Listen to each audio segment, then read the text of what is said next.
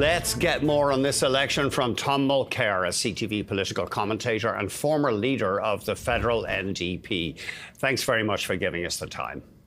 Good to be with you, Andrew. You made some controversial remarks in an op-ed for Bloomberg. You said that right now it's between the Liberals and the Conservatives, and unfortunately the NDP are something of an afterthought in this election. Why did you say that?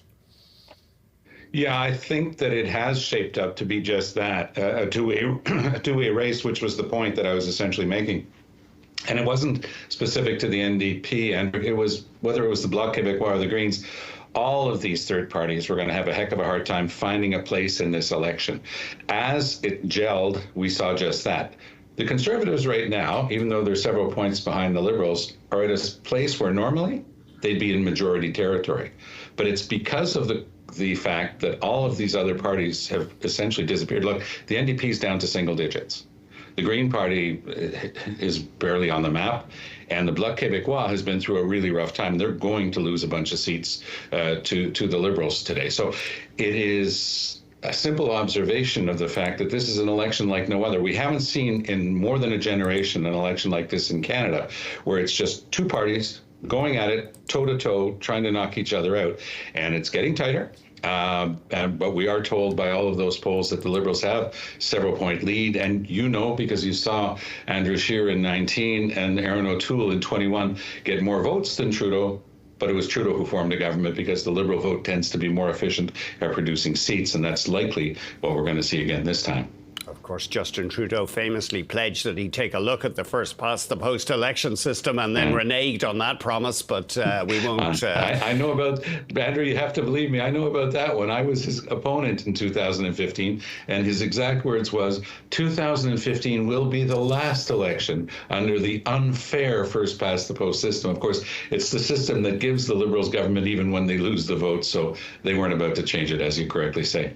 Okay, well, we won't dig that up for any further.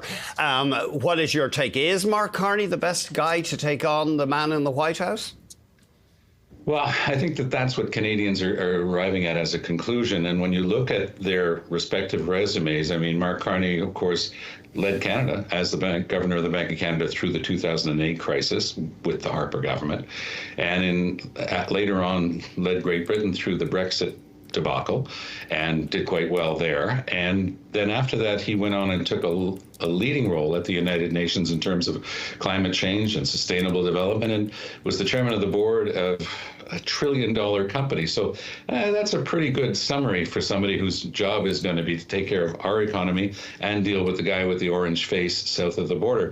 Mr. Poilievre should never be underestimated. He's a very deeply experienced politician. He's been at it since he was in short pants. I mean, he's just been at it forever, and he knows he's a very tough debater, very strong. But that's his resume. That's his curriculum vitae. He's been a politician. When you look at the two, it's almost an unfair comparison. Poilievre talks about things always in theory because he's never done it. Mark Carney is talking from a position of experience and expertise, and I think that that's why we've seen a complete flip in the polling.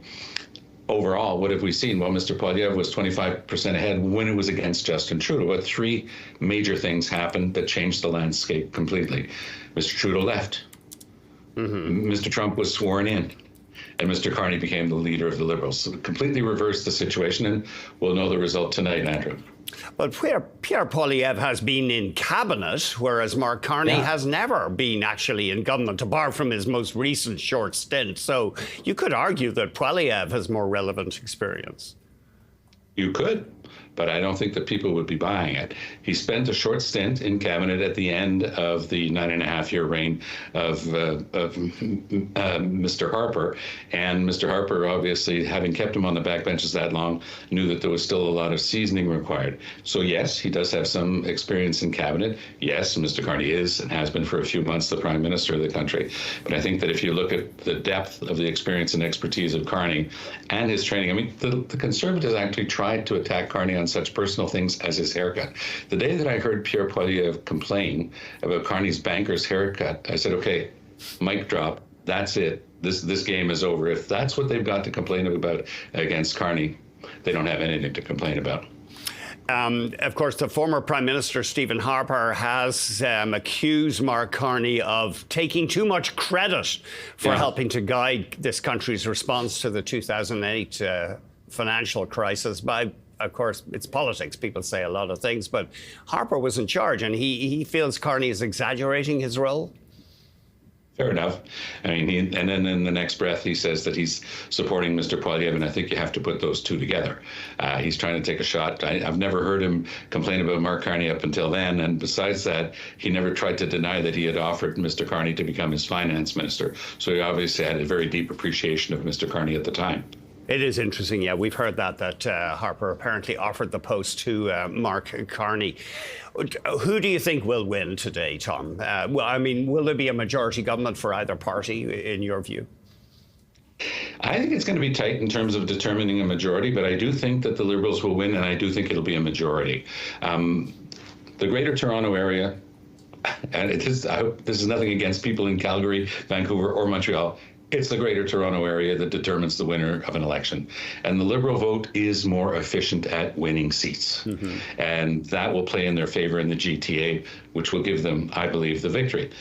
Quebec often has a role in determining the scope of that victory. The Bloc Québécois was down quite a bit in the middle of the campaign. They fought hard using their standard argument, which is we have to be there in Ottawa, otherwise they might make deals with Americans that will go against our interests. They've been hitting that hard, and they've narrowed the gap a little bit. Now, the Liberals will be winning a bunch of Bloc seats in Quebec tonight.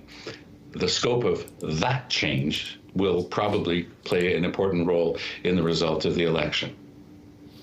And it does look as though support for Quebec separation has been diminished with this threat to our sovereignty from Trump.